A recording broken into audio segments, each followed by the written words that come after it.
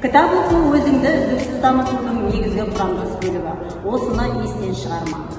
Уақытты зая кетірмей, білім нәрімен сусындап шөліңді қандыр. Өзіңмен күрес, өзгеден мін іздегенше, өзіңнің мінсіз нұсқаңа талпын. Бүгіннен баста. Не үшін кітап оқимыз? Біз кітапты алуымызға 3 түрлі мақсат қойып отырмыз. Бірінші, ой деу үшін, екінші, шабыт алу үшін, үшінші, сұраққа жауап табу үшін. Кітап оқу жеңіске жететін жолы болғыш адамдардың әдеті екен. Жеңіске жететін адамдардың кітапханасы үлкен болады деген екен. Яғни, лидерлікке жетудің ең тиімді жолы кітап оқуды әдетке айналдыру. Жетістік жоқ, жеңіс бар.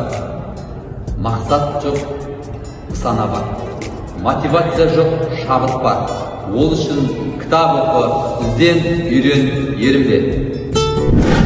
Әрекет еткіңіз келсе, жетістікке жеткіңіз келсе, намысыңызды жанығыңыз келсе, үздіксіз дамығыңыз келсе, керемет шабыт алғыңыз келсе, әлемді жаңалықпен жарғыңыз келсе, жалқаулықтан қашқыңыз келсе, жасырын талантыңызды ашқыңыз келсе, сіз екінші болмаңыз.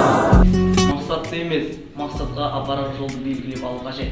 Ал нысана сол жолдағы әр кезеңде белгілі бір мәселелерді шешу. Сондықтан мақсатты емес, нысананы белгілеп ал. Сол кезде жеңіс жолында сен жүресің. Кітап өмірдің ең асыл және қараңғы жолдарына жарық беретін шам. Теңіздің түбінен гауһар алынады, кітаптың түбінен білім алынады. Кітаптың ішінен әріпті емес, ойды ізде. Жеңіске жетудің қазақша жолы екінші болма. Қуаныш Шыңбайдың екінші болма кітабынан ой түйгенім, адам қиындықтарды өзі жасап алады екен.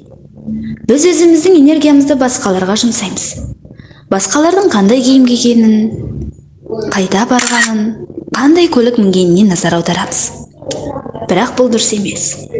Менің қолымнан ештеңе келмейді дегенді сенен басқа ешкім білмейді. Ол сенің ғана басыңда туындаған ой.